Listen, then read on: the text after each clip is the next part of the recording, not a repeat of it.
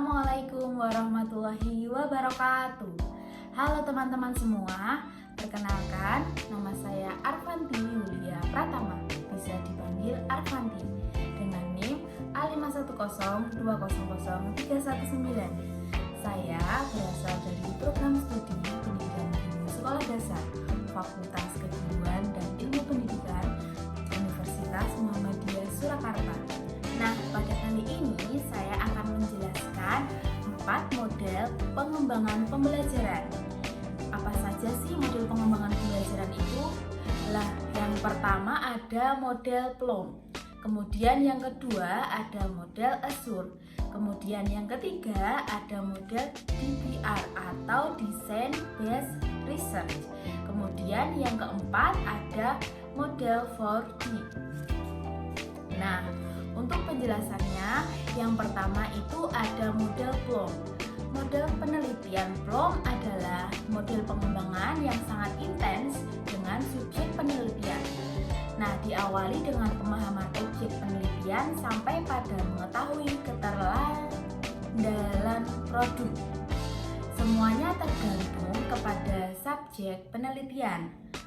Pada model pengembangan Bloom banyak digunakan untuk pengembangan produk-produk pendidikan seperti bahan ajar, media, ataupun pendekatan pembelajaran yang lainnya.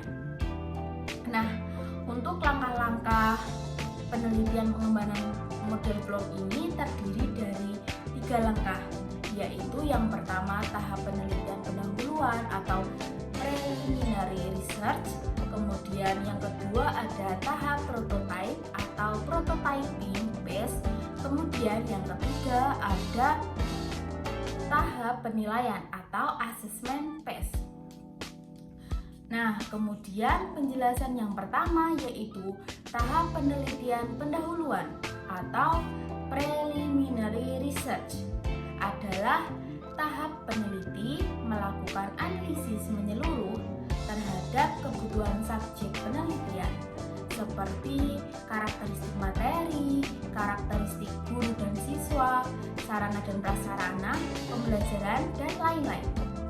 Kemudian yang kedua ada tahap prototype atau prototyping phase, yaitu tahap peneliti melakukan perancangan produk yang diinginkan dengan melakukan uji validitas oleh ahli materi atau expert appraisal.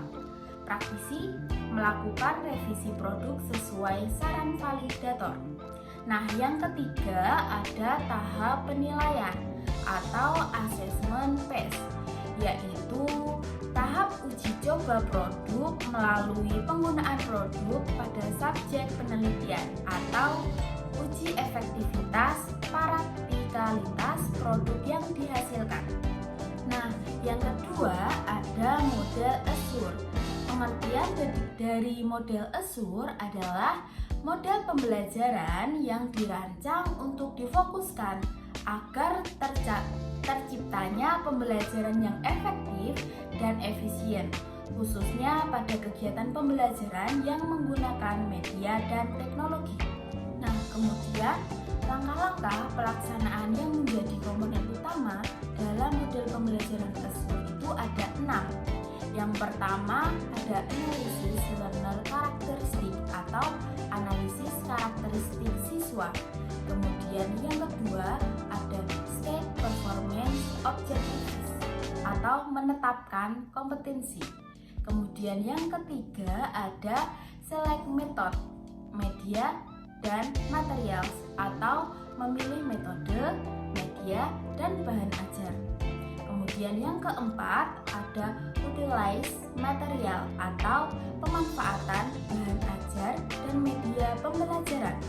Kemudian yang kelima ada requires learner participation atau melibatkan siswa dalam proses pembelajaran. Kemudian yang keenam ada evaluate and revise atau evaluasi dan revisi. Kemudian untuk penjelasannya yang pertama itu ada analysis learner karakteristik atau analisis karakteristik siswa adalah menganalisis siswa. Tujuannya agar guru dapat mengenali karakteristik siswa yang akan melakukan proses pembelajaran. Nah, yang kedua ada state performance objectives atau menetapkan kompetensi, yaitu dalam langkah ini guru menentukan tujuan sesuai dengan silabus atau kurikulum. Tujuan ini merupakan penjabaran dari kompetensi, pengetahuan, keterampilan, dan sikap yang akan dimiliki oleh siswa setelah menempuh proses pembelajaran. Kemudian yang ketiga ada select method, media, dan material atau memilih metode, media, dan bahan ajar. Nah, dalam langkah ini guru harus pintar untuk memilih metode, media, dan bahan ajar yang sesuai untuk siswa. Kesesuaian ini dapat dilihat dari karakteristik siswa itu sendiri. Kemudian yang keempat ada utilize material atau pemanfaatan bahan ajar dan media pembelajaran. Ketika guru sudah dapat memilih bahan ajar dan media yang sesuai, guru harus dapat memanfaatkannya dengan baik dengan menggunakan metode yang telah dipilih. Selain ketiga komponen tersebut, guru juga harus mempersiapkan kelas dan sarana pendukungnya. Nah, kemudian yang kelima ada requires learning participation atau melibatkan siswa dalam proses pembelajaran. Nah, dalam langkah ini yang harus diperhatikan oleh seorang guru adalah upaya atau strategi seperti apa yang dapat dilakukan untuk menarik dan memelihara minat siswa agar tetap mampu memusatkan perhatian terhadap penyampaian materi atau substansi pembelajaran yang telah disampaikan oleh guru. Nah, kemudian yang keenam ada evaluate and revise atau evaluasi dan revisi. Nah, pada tahap ini itu dalam model ini dilakukan untuk menilai efektivitas pembelajaran dan hasil belajar dari siswa itu sendiri. Kemudian yang ketiga tadi ada model DBR atau Design Based Research. Apa sih model DBR itu? Nah, model ini adalah serangkaian pendekatan dengan maksud menghasilkan teori-teori baru dan praktik yang menjelaskan dan berpotensi berdampak pada proses belajar mengajar secara natural. Nah, untuk langkah-langkah dari model DBR ini, yang pertama ada identifikasi dan analisis masalah praktis. Model tahapan ini, peneliti sebelum turun ke lapangan harus mengidentifikasi dan menganalisis masalah yang akan diteliti. Kemudian tahap yang kedua yaitu perancangan solusi atau peta konsep. Solusi yang akan dirancang berdasarkan latar belakang masalah yang terjadi.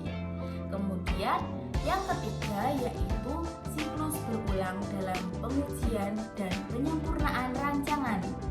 Nah, pada tahapan ini menghasilkan suatu rancangan akhir yang terbaik. Kemudian yang keempat ada refleksi untuk menghasilkan prinsip desain dan implementasi. Nah, refleksi ini dilakukan dengan melakukan diskusi dengan para pakar bidang yang berkaitan dengan masalah.